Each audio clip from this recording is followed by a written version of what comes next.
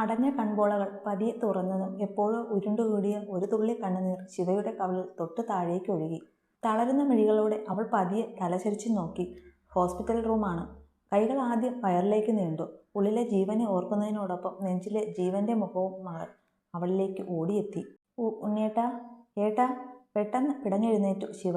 ശിവ, ഡാ, എന്താ ഇത്? ഇങ്ങനെ ചാടി എഴുന്നേക്കാതെ പെണ്ണേ. ഇപ്പോഴാ കയ്യിലെ ട്രിപ്പ് ഊരിയത്. അവൾക്കടുത്തിരുന്ന ചിത്തു ഓടി എഴുന്നേറ്റ് ശിവയെ പിടിച്ചുകൊണ്ട് പറഞ്ഞു. എന്താ എന്താ എനിക്ക് പറ്റിയേ? എന്താ എൻ്റെ കുഞ്ഞ്? ശിവ വെപ്രാളത്തോടെ വയറ്റിൽ പിടിച്ച് ചോദിക്കാൻ തുടങ്ങി. ഒന്നുമില്ല പെണ്ണേ, നിനക്ക് കുഴപ്പമൊന്നുമില്ല. BP ഒന്ന് കൂടിയതാ. നമ്മളിവിടെ ഹോസ്പിറ്റലിൽ വന്നപ്പോഴാണ് നീ തലകറങ്ങി വീണത്. അപ്പോഴേ ഇവിടെ അഡ്മിറ്റാക്കി ചെക്ക് ചെയ്തു. കുഞ്ഞിനൊരു കുഴപ്പവുമില്ല, സേഫാണ്. ചിത്തു അരികിലേക്കിരുന്ന് ശിവയെ സമാധാനിപ്പിച്ചു പറഞ്ഞു. കുഞ്ഞിന് കുഴപ്പമൊന്നുമില്ലെന്ന് പറഞ്ഞതും ശിവ ഒരു നിമിഷത്തേക്ക് ശ്വാസം വിട്ടു. പെട്ടെന്നാണ് അവൾ നടന്നതെല്ലാം ഓർത്തത്. ചിത്തു, ഉണ്ണിയേട്ടൻ, എൻ്റെ ഉണ്ണിയേട്ടൻ എവിടെ? എനിക്ക് കാണണം, എനിക്ക് എൻ്റെ ഏട്ടനെ കാണണം. എനിക്ക് ഏട്ടനോട് പറയാനുണ്ട് ഒത്തിരി. വെപ്രാളത്തോടെ പറയുന്നതിനോടൊപ്പം ബെഡിൽ നിന്ന് എഴുന്നേറ്റ് പുറത്തേക്ക് നടന്നു ശിവ. പെണ്ണിനെ ഇനി പിടിച്ചു നിർത്താൻ പറ്റില്ലെന്ന് മനസ്സിലായി അവൾക്കൊപ്പം ഓടി ചിത്തുവും. ഓപ്പറേഷൻ തിയേറ്ററിന് ചേർന്നുള്ള പ്രൈവറ്റ് ഹാളിൽ എത്തിയതും കണ്ടു മുത്തശ്ശി അടക്കം അവിടെ ഇരിക്കുന്നവരെ. ഉള്ളിൽ മരണത്തിനും ജീവിതത്തിനും ഇടയിൽ പൊരുതുന്ന ആ ജീവന് വേണ്ടിയുള്ള പ്രാർത്ഥന മിക്കവരിലുമുണ്ട്. മോളെ ശിവേ, എഴുന്നേറ്റോ കുട്ടി? നീ നിനക്ക് കുഴപ്പമൊന്നുമില്ലല്ലോ? ശിവയെ കണ്ടതും മഹേന്ദ്രനടുത്തിരുന്ന മുത്തശ്ശി എഴുന്നേറ്റ് അവൾക്കടുത്തേക്ക് ചെന്നു. മുത്തശ്ശി ചോദിച്ചതിന് ഉത്തരം കൊടുക്കാനാകാതെ അവളുടെ കണ്ണുകൾ അടഞ്ഞു കിടക്കുന്ന ഓപ്പറേഷൻ തിയേറ്ററും ചുറ്റുമായി പരതി. ഓപ്പറേഷൻ നടന്നുകൊണ്ടിരിക്കുക ഏട്ടത്തി. കുറച്ച് കോംപ്ലിക്കേറ്റഡ് ആണെന്നാണ് ഡോക്ടർ പറഞ്ഞത്. ശിവയുടെ നോട്ടം കണ്ടതുപോലെ അപ്പു അവൾക്കടുത്തേക്ക് വന്നു പറഞ്ഞു. ശിവയെ കണ്ടപ്പോൾ അവിടെ മൂലയ്ക്ക് ഒതുങ്ങി നിന്ന വിദ്യയുടെ മുഖം ഇരുണ്ടു. തൻ്റെ പദ്ധതി വിചാരിച്ചതുപോലെ നടക്കാത്തതിൻ്റെ എല്ലാ ദേഷ്യവും അവർ അവരെ നോക്കി. ഏട്ടൻ എവിടെ മോളെ? എൻ്റെ ഡോക്ടർ എന്തിയേ? കുഞ്ഞേട്ടൻ, ഏട്ടൻ വരും ഏട്ടത്തി. ഏട്ടത്തി വിഷമിക്കാതെ. ഏട്ടനൊന്നുമില്ല. എൻ്റെ പൊന്നപ്പു, ഏട്ടൻ എവിടെയെന്ന് നീയെങ്കിലും ഒന്ന് പറ. എന്ത് ചോദിക്കുമ്പോഴുമുള്ള എല്ലാവരുടെയും ഒരേ ഉത്തരം കേട്ട് ഞാൻ മടുത്തു. എനിക്കറിയാം എൻ്റെ ഉണ്ണിയേട്ടന് എന്തോ സംഭവിച്ചിട്ടുണ്ടോന്ന്. അതാ നിങ്ങളൊക്കെ എന്നോട് എന്തോ പറയാൻ മടിക്കുന്നത്. പറ പ്ലീസ്. ശിവയുടെ ശബ്ദം ദയനീയമായി. അപ്പു എന്തു പറയണമെന്നറിയാതെ ചിത്തുവിനെ നോക്കി. ആമി. പെട്ടെന്നാണ് വൈഭവിൻ്റെ വിളി അവിടെ ഉയർന്നത്. ആ ശബ്ദം കേട്ടതും അടുത്ത നിമിഷം തിരിഞ്ഞോടി അവൻ്റെ നെഞ്ചിലേക്ക് വീണു ശിവ. അത്രയ്ക്ക് അവൻ്റെ അഭാവം അവളെ തളർത്തി തുടങ്ങിയിരുന്നു. ഒന്നും പറയാതെ ചോദിക്കാതെ അവനെ ഇറുക്കെ പുണർന്നു അവൾ. ആർക്കും വിട്ടുകൊടുക്കില്ലെന്ന ഒരുതരം വാശി പോലെ. പെണ്ണിൻ്റെ ആ പിടപ്പ് അറിയാവുന്ന അവനും അവളെ പൊതിഞ്ഞു പിടിച്ചു. കരയാതെ പെണ്ണെ, നീ കരയുന്നത് കേട്ട് നിന്റെ മോനും കൂടി പേടിക്കോടി. നിമിഷങ്ങൾ വെടിഞ്ഞതും പെണ്ണിൻ്റെ കാതോരം പതിയെ പറഞ്ഞു വൈഭവ്. എൻ്റെ അല്ല, നിങ്ങളുടെ മോന. അതുകൊണ്ട് അവൻ അത്ര പെട്ടെന്നൊന്നും പേടിക്കില്ല കടുവേ. അവൻ്റെ നെഞ്ചിൽ നിന്ന് മാറാതെ കിടന്നുകൊണ്ട് ഉത്തരം പറഞ്ഞതും അത് കേൾക്കെ വൈഭവിൻ്റെ ചുണ്ടുകൾ അറിയാതെ മിന്നി. ഉണ്ണി, എന്തായി? കാർത്തികനെ കിട്ടിയോ? മുത്തശ്ശൻ്റെ ആ ചോദ്യമാണ് ശിവയെ വൈഭവിൽ നിന്ന് അടർത്തിയത്. അടുത്ത ക്ഷണം തിരിഞ്ഞു നിന്ന ശിവ അവരെയെല്ലാം നോക്കി. വൈഭവിൻ്റെ മുഖത്തെ ചിരി പതുക്കെ മാഞ്ഞു. കിട്ടിയില്ല, എവിടെയെന്ന് അറിയില്ല. കടുപ്പം നിറഞ്ഞ സ്വരത്തിൽ വൈഭവ് പറഞ്ഞതും അവന് പിന്നിലായി നിന്ന സിദ്ധുവിൻ്റെ മുഖം ആ കള്ളം കേട്ട് ഒന്ന് ചുളുങ്ങി. പക്ഷേ അവനൊന്നും പറഞ്ഞില്ല. പെട്ടെന്ന് ഓപ്പറേഷൻ തിയേറ്ററിനുള്ളിൽ നിന്ന് ഒരു നഴ്സ് ഇറങ്ങി വന്നു. സാർ. കൈകൾ കൂട്ടിത്തിരുമ്മി കുനിഞ്ഞിരിക്കുന്ന മഹേന്ദ്രൻ്റെ അരികെ ചെന്നു ആ നഴ്സ് വിളിച്ചതും കലങ്ങിയ കണ്ണുകളുമായി അയാൾ അവരെ നോക്കി. മാഡത്തിൻ്റെ ആഭരണങ്ങളാ, എല്ലാം ഉണ്ടോയെന്നൊന്ന് ചെക്ക് ചെയ്തേര്. വെളുത്ത ഒരു ചെറിയ പൊതിക്കെട്ട് മഹേന്ദ്രൻ്റെ കയ്യിൽ കൊടുത്തു അവർ തിരികെ പോയി. വിറയ്ക്കുന്ന കരങ്ങളോടെ അയാൾ അതൊന്ന് തുറന്നു നോക്കി. ഒരു ചെറിയ ആലിലത്താലിയുടെ മാലയും 2 കുഞ്ഞു മോതിരങ്ങളും ഒരു സെറ്റ് ചെറിയ ജിമിക്കി കമ്മലും പിന്നെ ഒരു വളയുമായിരുന്നു അതിലുണ്ടായിരുന്നത്. ആ താലി കയ്യിലെടുത്തതും തൻ്റെ കൈ പൊള്ളും പോലെ മഹേന്ദ്രന് തോന്നി. ഭാര്യ എന്നൊരു അവകാശം പോയിട്ട് അവൾക്ക് ആ പേര് പോലും ഇന്നേവരെ കൊടുത്തിട്ടില്ല. എന്നിട്ടും ആരോടും ഒന്നും പറയാതെ ഒരു പരാതിയുമില്ലാതെ ഇന്നോളം കൂടെ നിന്നവൾ. അവളാണ് അകത്ത് കിടക്കുന്നത്, സൗദാമിനി. കുറ്റബോധം നിറഞ്ഞ കണ്ണുകൾ കൊണ്ട് അയാൾ നേരെ നോക്കിയത് വൈഭവിലാണ്. അപ്പോഴാണ് അവനും അതെല്ലാം നോക്കി നിന്നിരുന്നതെന്ന് മഹിക്ക് മനസ്സിലായേ. അച്ഛൻ്റെ നോട്ടമെത്തിയതും വൈഭവിൻ്റെ വലത് കൈ അറിയാതെ തൻ്റെ നെഞ്ചിൽ പറ്റിയ രക്തക്കറയിലേക്ക് നീണ്ടു. ആമിയെ പിടിച്ചുകൊണ്ട് നിന്ന് ആ നിമിഷം ചുറ്റും നടന്ന മറ്റൊന്നും കണ്ണിൽ പതിഞ്ഞിരുന്നില്ല. ഉണ്ണി എന്ന ആ ഒരു വിളിയല്ലാതെ. ഞെട്ടലോടെ തിരിഞ്ഞു നോക്കുമ്പോഴേക്കും പിന്നിൽ നിന്നതിനെ അള്ളിപ്പിടിച്ചിരുന്നു 2 കൈകൾ. മോനെ. വിറയ്ക്കുന്ന ചുണ്ടുകൾ കൊണ്ട് വിളിക്കുന്നതിനോടൊപ്പം താഴേക്ക് വീണു ചിറ്റ. കാർത്തി. തക്കം പാർത്തിരുന്നു അവൻ എനിക്കിട്ട് വെച്ച പണി. ആ കുത്ത് ഓടിച്ചെന്ന് ഏറ്റുവാങ്ങിയിരുന്നു അവർ. ഒന്ന് പകച്ച നിമിഷം. ആമയുടെ കരച്ചിൽ പൊങ്ങിയപ്പോൾ ഉള്ളിൽ ആരോ തൊടുത്ത പ്രേരണയിൽ കൈകളിൽ കോരിയെടുത്ത് ഓടി. അപ്പോഴെല്ലാം ആ നിറഞ്ഞ കണ്ണുകൾ എൻ്റെ മുഖത്തായിരുന്നു. രക്തമൊഴുകുന്ന ദേഹത്തെ മറന്ന് എന്നെ നോക്കി ചിരിച്ചു കിടക്കുന്ന ആ മുഖം എന്നെ പൊള്ളിച്ചോ? വൈഭവ് കണ്ണുകൾ ഇറക്കി അടച്ചു തുറന്ന് പോകാനായി തിരിഞ്ഞു. അകത്ത് കിടക്കുന്ന ആ അമ്മയെ വിട്ടേച്ച് എങ്ങോട്ടാ ഏട്ടാ പോകുന്നേ? അവൻ്റെ കയ്യിൽ പിടുത്തമിട്ടുകൊണ്ട് ശിവ ചോദിച്ചതും അവൾക്കുള്ള ഉത്തരമില്ലാതെ അവിടെ നിന്നു വൈഭവ്. ഉണ്ണിയേട്ടനെ ഒരിക്കലും ഞാൻ കുറ്റപ്പെടുത്തില്ല. പക്ഷേ ഒന്നും അറിയാണ്ട് ഇത്രയും കാലം വെറുത്തത് ഒരു പാവത്തിനെ ആയിരുന്നു. അതിനെയെങ്കിലും എൻ്റെ ഏട്ടനെ അറിയണം. നിറകണ്ണുകളോടെ പറയുന്നതിനോടൊപ്പം വൈഭവിനെ പിടിച്ചു വലിച്ചുകൊണ്ട് മഹേന്ദ്രന് മുന്നിൽ കൊണ്ട് നിർത്തി ശിവ. പറയച്ച, ഇനിയെങ്കിലും മകനോട് പറ. അച്ഛൻ്റെ രണ്ടാം താലിയും സ്വീകരിച്ചു മാണിക്യമംഗലത്തെത്തിയ സൗദാമിനി അച്ഛന് ആരായിരുന്നു എന്ന് പറ. ശിവയുടെ വാക്കുകൾ ആ ഹാളിൽ മുഴങ്ങിക്കിടന്നു. ഒരു നിമിഷം ആരും ശ്വാസം പോലും എടുത്തില്ല. മഹേന്ദ്രൻ കയ്യിലെ താലിയുമായി വൈഭവിന് മുന്നിൽ എഴുന്നേറ്റ് നിന്നു. എൻ്റെ മുത്തശ്ശൻ്റെയും മുത്തശ്ശിയുടെയും നിർബന്ധത്തിന് വഴങ്ങി ഈ താലി അവൾ സ്വീകരിച്ചത് ഒരിക്കലും എൻ്റെ ഭാര്യ ആകാനായിരുന്നില്ല മോനെ. നിനക്ക് അമ്മയാകാനായിരുന്നു അവൾ മാണിക്യമംഗലത്ത് വന്നത്.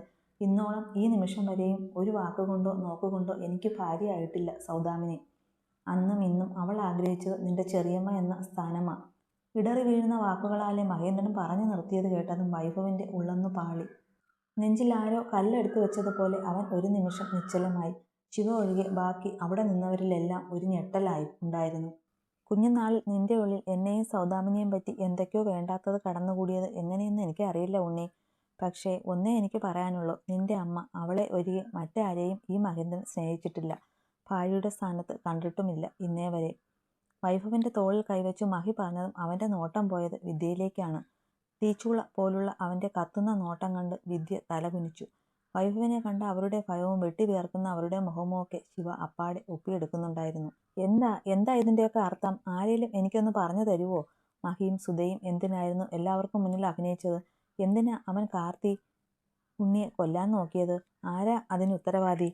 എല്ലാം കേട്ട് പെട്ടെന്ന് അവിടെ പൊട്ടിത്തെറിച്ചത് മുത്തശ്ശിയായിരുന്നു. അതറിയണമെങ്കിൽ ഇതിനെല്ലാം തുടക്കമിട്ടത് ആരാണെന്ന് അറിയണം മുത്തശ്ശി. അറിവ് വയ്ക്കാത്ത പ്രായത്തിൽ ഉണ്ണിയേട്ടൻ്റെ മനസ്സിൽ അച്ഛനെയും ചിറ്റയെയും പറ്റിയുള്ള വിഷം കുത്തിവെച്ച ആൾ ഇവിടെ ഉണ്ടല്ലോ. അവർ പറയട്ടെ എല്ലാം.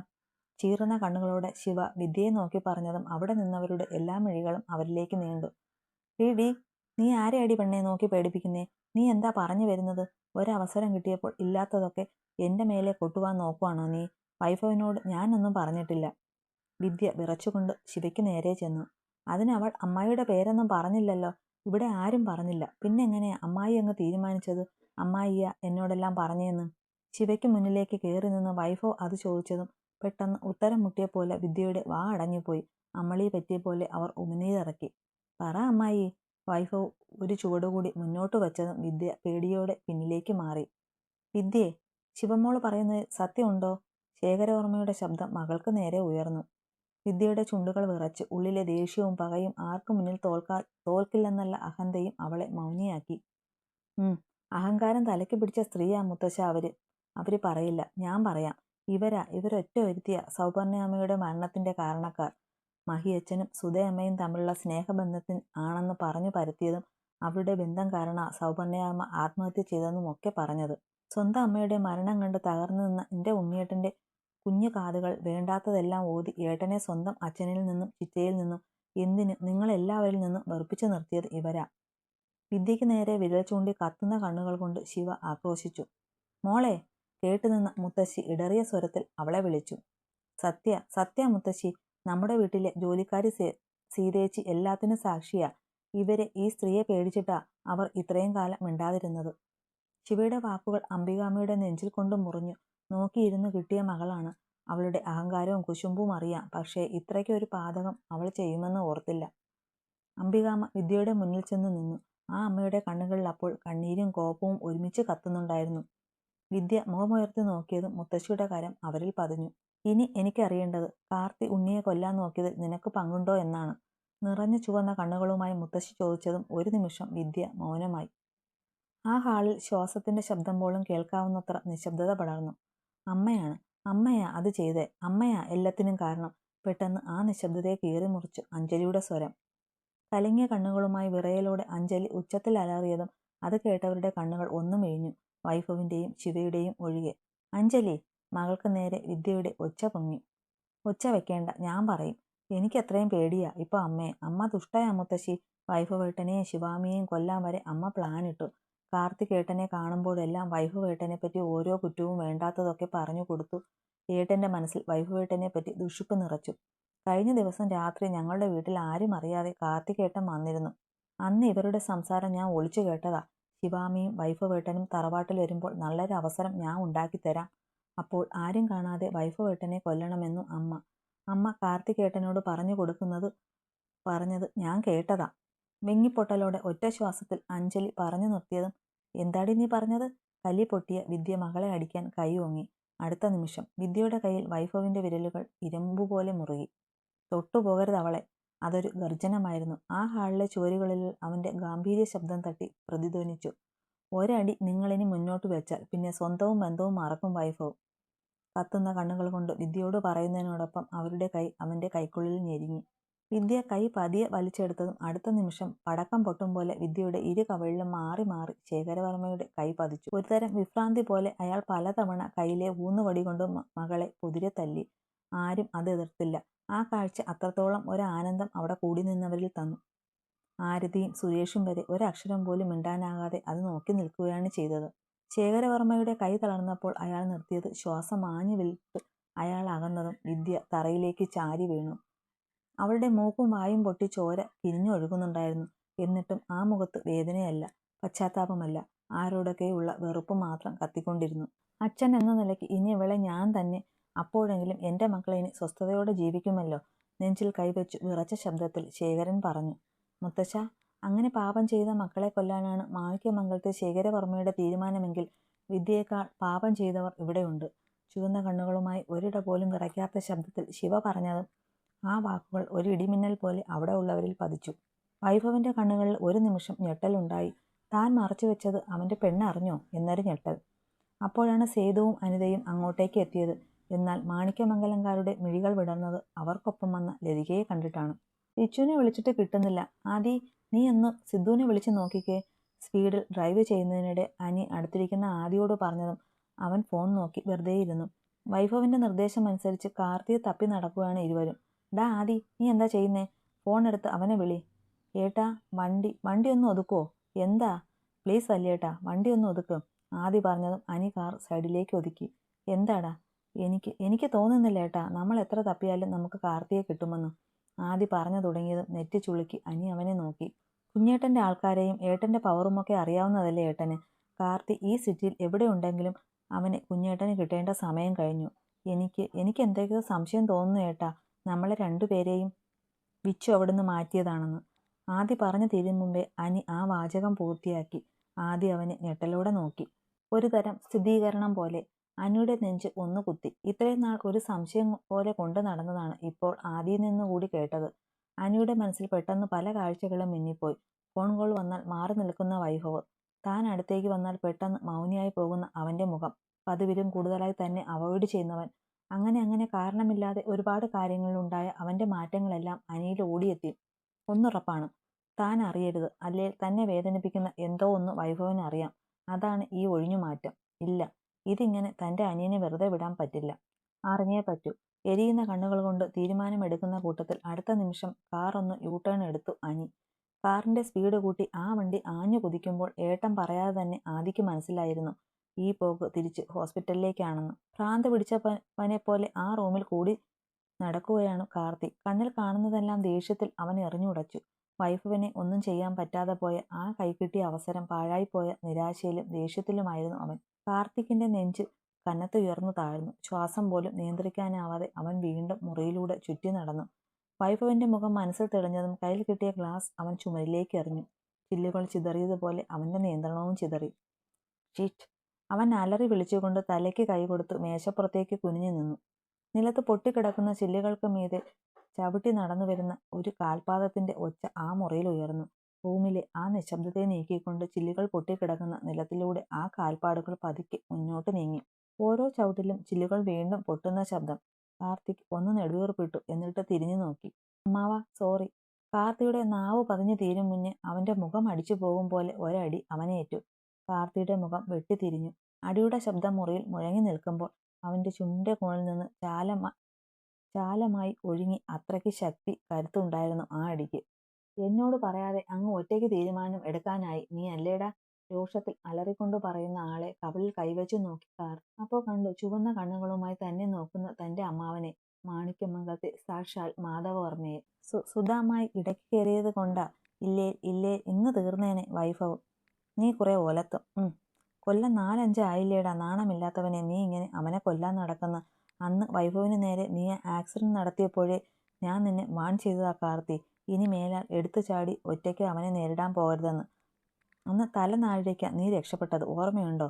അന്ന് നിന്റെ തിരുമോന്ത വൈഭവ് കാണാതിരുന്നത് തന്നെ വലിയ ഭാഗ്യ. അപ്പോഴാ വീണ്ടും അവനെ ഒറ്റയ്ക്ക് പോയി നേരിടരുതെന്ന് പറഞ്ഞിട്ടും എന്തിനു വേണ്ടിയാടാ?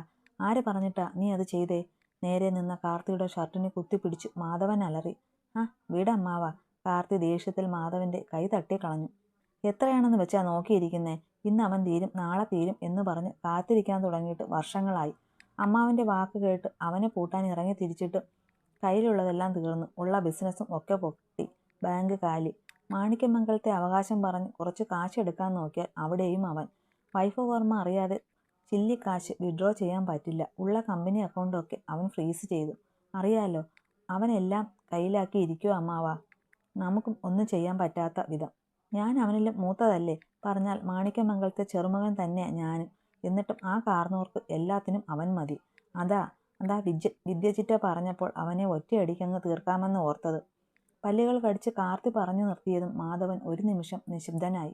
നീ എന്താ പറഞ്ഞത്? വിദ്യ പറഞ്ഞിട്ടോ? വിദ്യയാണോ നിന്നോട് വൈഭവനെ തീർക്കാൻ പറഞ്ഞത്? അതെ, ചിറ്റയാ പറഞ്ഞത്. ഇപ്പോൾ നമ്മൾ അനുഭവിക്കുന്ന എല്ലാ പ്രശ്നത്തിൻ്റെയും സൊല്യൂഷൻ വൈഭവിൻ്റെ മരണമാണെന്ന്. കാർത്തിയുടെ നാവിൽ നിന്ന് വിദ്യയുടെ പേര് കേട്ടതും മാധവന്റെ മുഖം ഒന്നുകൂടി കനത്തു. എടാ പൊട്ടാ, അവൾ പറഞ്ഞത് അപ്പാടെ വിഴിഞ്ഞോ നീ? അവൾക്ക് വട്ടാടാ, അസൂയ അവൾക്ക്. നീ ഉൾപ്പെടെ മാണിക്യമംഗലത്തെ സന്തതികളോടൊക്കെ അവൾക്ക് വെറുപ്പാ, അറിയോ? അതെന്താ? മാധവൻ പറഞ്ഞത് കേട്ട് വിശ്വസിക്കാനാകാതെ കാർത്തി ചോദിച്ചു. വിദ്യ ശേഖരവർമ്മയുടെയും അംബികവർമ്മയുടെയും മകളല്ല കാർത്തി. അവളെ എടുത്തു വളർത്തിയതാ. പെൺമക്കൾ ഉണ്ടാവാൻ പ്രാർത്ഥിക്കാൻ അച്ഛനും അമ്മയും എന്നെയും മഹിയെയും കൂട്ടി ഒരിക്കൽ മൂകാംബികയിൽ പോയി. അവിടുന്ന് തിരികെ വരും വഴിയാ ആരോ ഉപേക്ഷിച്ച് പൊടിക്കുഞ്ഞായ വിദ്യയെ കിട്ടുന്നത്. ദേവിയെ കണ്ടു മടങ്ങിയ വഴി കിട്ടിയ കുഞ്ഞായതുകൊണ്ട് അതിനെ മകളായി വളർത്തിക്കൊള്ളാൻ തന്നെ ആ പന്ന ജോത്സ്യൻ കൂടി പറഞ്ഞതും എൻ്റെ തന്തയും തള്ളയും അത് കേട്ടു. മാണിക്യമംഗലത്തെ ആദ്യ മകളായി അവളെ വളർത്തി. വിദ്യ വന്നു കഴിഞ്ഞ് വൃന്ദയും വാമികയും ഒക്കെ ജനിക്കുന്നത്. ആദ്യം ഒന്നും കുഴപ്പമില്ലാതിരുന്നവൾ പിന്നീട് വൃന്ദയോടും വാമിയോടും കുശുമ്പ് കുത്തി തുടങ്ങിയപ്പോഴാ എനിക്ക് മനസ്സിലായത്. ഒരിക്കൽ അച്ഛൻ്റെയും അമ്മയുടെയും സംസാരത്തിൽ നിന്ന് തന്നെ അവളെല്ലാം അറിഞ്ഞെന്നു. ഈ മാണിക്യമംഗലം, ഈ പേര്, ഈ സ്വത്ത് എല്ലാം അവളുടേതാകണം എന്ന ഭ്രാന്തായിരുന്നു അവൾക്ക്. അത് ഞാൻ ജീവനോടുള്ളപ്പോൾ നടക്കുവോ? കുറച്ച് കുശുമ്പ് കുത്താനും കുടുംബത്ത് കുത്തിത്തിരിപ്പുണ്ടാക്കാനും അല്ലാതെ വിദ്യയെ കൊണ്ട് കൂടുതലൊന്നും കഴിഞ്ഞിരുന്നില്ല. അവളുടെ അഴിഞ്ഞാട്ടം എന്നെ ബാധിക്കാത്തത് കൊണ്ട് ഞാനത് കാര്യമാക്കിയില്ല. ഒരുവിധം ഞാൻ ചെയ്യുന്നതൊക്കെ അവളുടെ മറവിൽ അങ്ങ് പോവുകയും ചെയ്യുന്നത് കൊണ്ട് ഇതുവരെ പ്രശ്നമില്ലായിരുന്നു. പക്ഷേ ഇന്നത് കയ്യിന്ന് പോയി കാർത്തി. ഇത്രയും നാളും ഞാൻ നിന്നെ മറച്ചു പിടിച്ചു. ഇപ്പോൾ നീ ആയിട്ട് തന്നെ എല്ലാവരുടെയും മുന്നിൽ നിന്റെ തനിനിറം കാണിച്ചില്ലേ? അലറിക്കൊണ്ടുള്ള മാധവന്റെ ചോദ്യം മുള്ളുപോലെ കൊണ്ടതും കാർത്തിയുടെ ശിരസ് താണു. എടുത്തു ചാടി ചെയ്തത് കുഴപ്പമായല്ലോ എന്ന് അവന് മനസ്സിലായി. ഇനി ഞാൻ എന്ത് ചെയ്യും അമ്മാവ? ഒരു വിധത്തില്ല വൈഫിൻ്റെ കയ്യിൽ നിന്ന് കിട്ടാതെ ഞാൻ ഇങ്ങോട്ട് രക്ഷപ്പെട്ടു പോന്നത്. അതും അമ്മാവൻ വിട്ടവർ സമയത്ത് വന്നതുകൊണ്ടാ. എന്നെ ഇവിടുന്ന് എങ്ങോട്ടെങ്കിലും മാറ്റമ്മാവ. കാർത്തിയുടെ ശബ്ദം ദയനീയമായി. വൈഫവിനെ ഓർക്കുമ്പോൾ തന്നെ അവൻ്റെ ഉള്ളു കിടുങ്ങാൻ തുടങ്ങിയിരുന്നു. എങ്ങനെയെങ്കിലും ഇവിടുന്ന് രക്ഷപ്പെടണമെന്ന ചിന്ത അവനെ കീഴ്പ്പെടുത്തി. എല്ലാം ഉണ്ടാക്കി വെച്ചിട്ട് ഇനിയിപ്പോൾ എന്നോട് കിണുങ്ങുന്നു. ആ നടാശയുടെ മേലെ നീ കൈവച്ച അന്ന് ഞാൻ പറഞ്ഞതാ, ഇനി ഇങ്ങനത്തെ ഒപ്പിച്ചിട്ട് എൻ്റെ അടുക്കൽ വന്നാൽ ഞാൻ രക്ഷിക്കില്ലെന്ന്. നിന്റെയും കൂടെ മൂട് താങ്ങാൻ മാധവന് പറ്റില്ല. പിന്നെ പെട്ടെന്ന് പറഞ്ഞു വന്ന് നിർത്തി മാധവൻ കാർത്തി ഒന്ന് നോക്കി. നീ എന്താ ഇപ്പോൾ പറഞ്ഞേ? ഞാൻ വിട്ട ആൾക്കാർ നിന്നെ ഇങ്ങോട്ട് കൊണ്ടുവന്നെന്നോ? മീഞ്ഞ കണ്ണുകളുമായി മാധവൻ ചോദിച്ചു. തറവാട്ടിൽ നിന്ന് അനിയേട്ടൻ്റെ പിടിവിട്ട് ഓടുമ്പോൾ അമ്മാവൻ വിട്ടെന്ന് പറഞ്ഞു വന്നവരാ എന്നെ ഇവിടെ എത്തിച്ചത്. ഞാൻ ആരെയും നിന്നെ കൊണ്ടുവരാൻ പറഞ്ഞു വിട്ടിട്ടില്ല കാർത്തി. നിന്റെ കത്തിക്കുത്ത് കളി കണ്ട ഷോക്കിൽ എനിക്ക് എങ്ങനെയാ നിന്നെ നോക്കാൻ പറ്റുന്നേ? സൗദാമിനെ ഹോസ്പിറ്റലിലാക്കിയപ്പോൾ വൈഭവും അനിരുദ്ധുമൊക്കെ അവിടുന്ന് മാറിയ സമയം നോക്കിയാ ഞാൻ തന്നെ ഇങ്ങോട്ട് ഇറങ്ങിയത്. അതും നീ ഇവിടെ ഉണ്ടെന്ന മെസ്സേജ് കണ്ടിട്ട്. മാധവൻ പറഞ്ഞത് കേട്ടിട്ട് കാർത്തിയും ഞെട്ടിപ്പോയി. അപ്പോൾ നമ്മൾ രണ്ടുപേരെയും ഇവിടെ എത്തിച്ചത് ആരാ? ഞെട്ടലും ഭയവും കലർന്ന കാർത്തിയുടെ ചോദ്യം മുറിയിൽ വീണതും ആ നിമിഷം വാക്കുകൾക്ക് പോലും ശബ്ദമുണ്ടായിരുന്നില്ല. പെട്ടെന്ന് ആ മൗനത്തെ കീറിക്കൊണ്ട് ചുറ്റും സിഗരറ്റ് എരിയുന്ന ചെറു ശബ്ദം പൊങ്ങി. അതിനൊപ്പം തന്നെ കത്തുന്ന തീചാരം ഒറിജിനൽ ബ്ലാക്ക് പുകയുടെ തീവ്രമായ മണം മുറിയാകെ പടർന്നു. മാധവന്റെ നെഞ്ചൊന്ന് കത്തി. ഈ മണം, ഈ നിശബ്ദത, ഇതാരാണെന്ന് ഊഹിക്കാൻ അയാൾക്ക് അധിക സമയം വേണ്ടി വന്നില്ല. അയാൾ പതിയെ തിരിഞ്ഞു നോക്കിയതും കണ്ടു വാതിൽ പടിയിൽ ചാരി നിന്ന് തങ്ങളെ നോക്കി സിഗരറ്റ് വലിക്കുന്ന ആ പൂച്ചക്കണ്ണനെ.